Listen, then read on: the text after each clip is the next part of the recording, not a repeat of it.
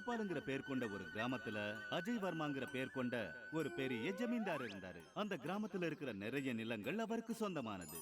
அவர்கிட்ட ரொம்ப பெரிய வீடு, கார்கள், வேலைக்காரங்க எல்லாம் இருந்தாங்க.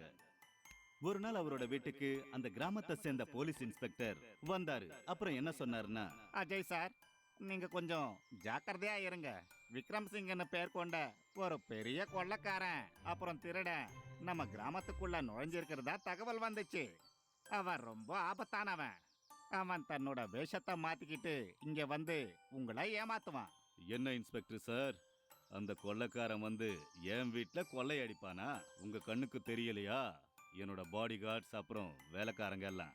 சரி, நீங்க சொன்னதுக்காக நான் கவனமா இருக்கிறேன். மறுநாளே அந்த கிராமத்துக்குள்ள ஒரு ஹெலிகாப்டர் நுழைஞ்சது. அதுல கோட் சூட் எல்லாம் போட்டுக்கிட்டு ஒரு ஆளு அப்புறம் சில பேர் இறங்குனாங்க. அத பார்த்துட்டு அஜய், நம்ம கிராமத்துல ஹெலிகாப்டர் வந்திருக்கு, வா போய் என்னன்னு பாப்போம். அஜய் அங்கே போய் பார்த்தபோது அந்த ஆளோட சில பேர் சேர்ந்து ஒரு இடத்துல தோண்ட ஆரம்பிச்சாங்க. அப்படியே பார்த்துக்கிட்டு இருக்கும்போது அந்த இடத்துல இருந்து பெட்ரோல் வந்துச்சு. எல்லாரும் டெஸ்ட் பண்ணி பார்த்ததுல அது உண்மையான பெட்ரோல்னு தெரிஞ்சது. அத பார்த்துட்டு அஜய், அடடடா, என்ன பண்றீங்க?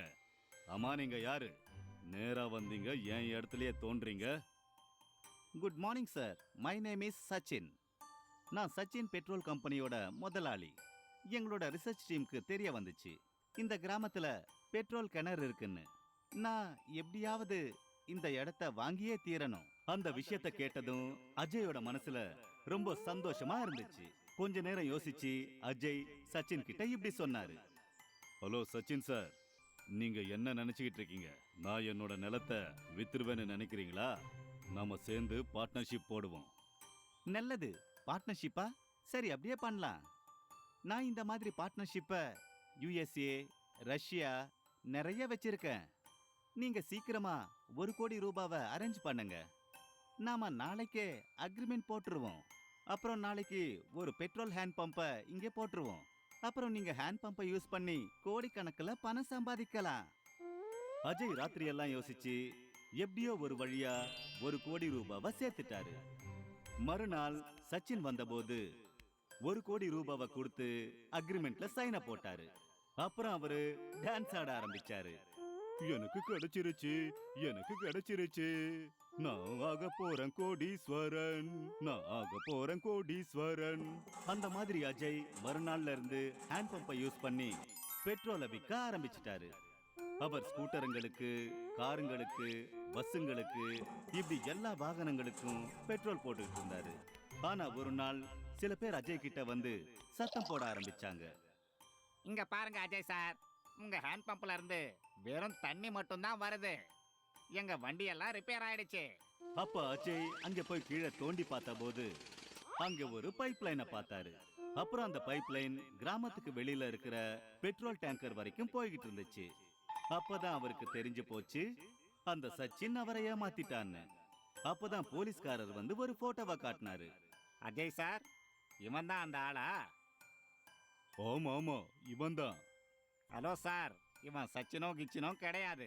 இவன் தான் அந்த விக்ரம் சிங். அந்த விஷயத்தை கேட்டதும் பாவம் அஜய்க்கு தலை சுத்தல் வந்து கீழே விழுந்துட்டாரு. வடோதரங்கிற பேர் கொண்ட கிராமத்துல சொல்யூஷன் சங்கர்னு ஒரு ஆள் இருந்தாரு. அவர் ஒரு எலக்ட்ரானிக்ஸ் இன்ஜினியரா இருந்தாரு. அந்த கிராமத்திலேயே அவர் ஒருத்தர் தான் படிச்ச இன்ஜினியர். அவர் அந்த கிராமத்துல எல்லாருக்குமே உதவி செய்வாரு.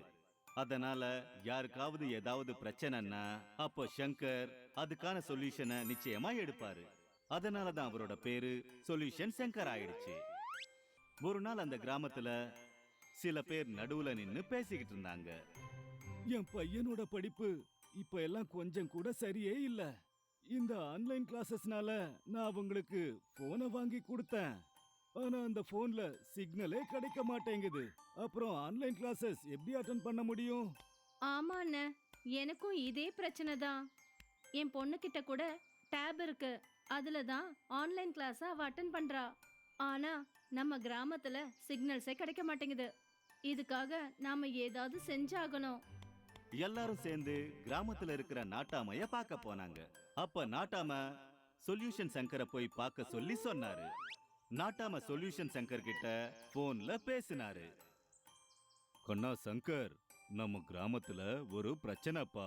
எங்களுக்கு இங்க செல்போன் சிக்னல்ஸ் கிடைக்க மாட்டேங்குது. அப்புறம் பசங்களால ஆன்லைன் கிளாஸஸ் அட்டெண்ட் பண்றது கூட ரொம்ப கஷ்டமா இருக்கு. நீ தான் ஏதாவது பண்ணணும் கண்ணா. நிச்சயமா நாட்டாம் ஐயா. அப்படி சொல்லிட்டு ராத்திரி முழுக்க அதுக்கு வழி ஏதாவது கிடைக்குமான்னு யோசிச்சாரு. ஒரு பண்டிகை நாள் அன்னைக்கு ஒரு டிராக்டர்ல கடவுளை வீடு வீடா கூட்டிட்டு போறத அவர் பார்த்தாரு. அப்புறம் அவரோட மைண்ட்ல ஒரு ஐடியா வந்துச்சு. உடனே அவரு நாட்டாமைக்கு போன் பண்ணாரு. நாட்டாம் ஐயா, என்கிட்ட இப்ப ஒரு ஐடியா இருக்கு. எனக்கு 3 டிராக்டர் அப்புறம் சில பொருட்களை வாங்குறதுக்கு பணம் தேவைப்படுது. நான் அந்த டிராக்டர்ல மொபைல் செல்போன் டவர்ஸ செய்ய நினைக்கிறேன். அதனால மொத்த கிராமத்திலையும் அந்த டிராக்டரை ஓட்டி எல்லாருக்கும் உதவி செய்யலாம்.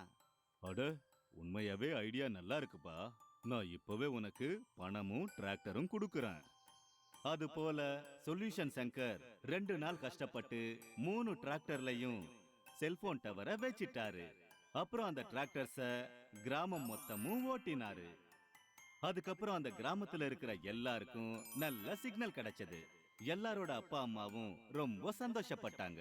ஏன்னா அவங்களோட பசங்களுக்கு ஆன்லைன் கிளாஸஸ் நல்லபடியா நடந்துச்சு இல்லையா? அப்புறம் எல்லாரும் சொல்யூஷன் சங்கரை பாராட்ட ஆரம்பிச்சாங்க.